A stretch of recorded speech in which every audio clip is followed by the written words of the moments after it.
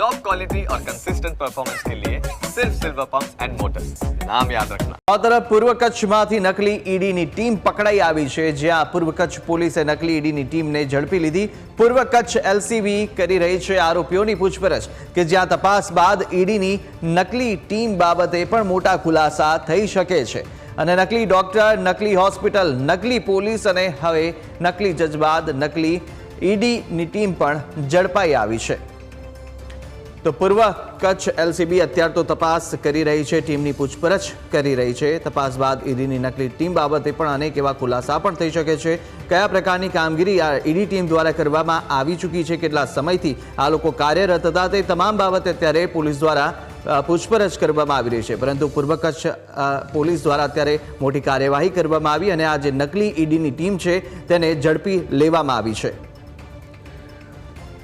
તો હાલ તો આ નકલી ઈડી ટીમના જેટલા પણ સાગરીતો છે તેમની પૂછપરછ ચાલી રહી છે। તેમની આ પૂછપરછમાં અનેક એવા મોટા ખુલાસા પણ થવાની સંભાવના।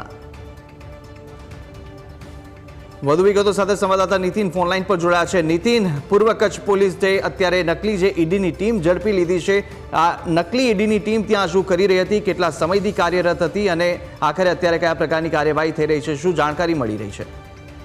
જી કુશાગ્ર, પૂર્વ કચ્છમાંથી મોટા સમાચાર જે છે તે સામે આવ્યા છે। પૂર્વ કચ્છમાંથી જે નકલી ઈડી જે છે તે ઝડપાઈ હોવાના જે સમાચાર જે છે તે મળી રહ્યા છે।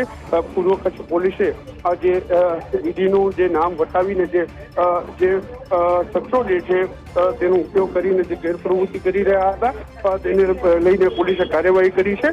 જે રીતે વાત કરવામાં આવી તો નકલી ડોક્ટર, નકલી હોસ્પિટલ, નકલી પોલીસ, નકલી જજ, તો તે પણ હવે જે ઇન્ફોર્મેશન ડિરેક્ટોરેટની જે નકલી ટીમ ઝડપાઈ છે તેને લઈને પોલીસ જે છે તે એક્શન મોડમાં આવી છે।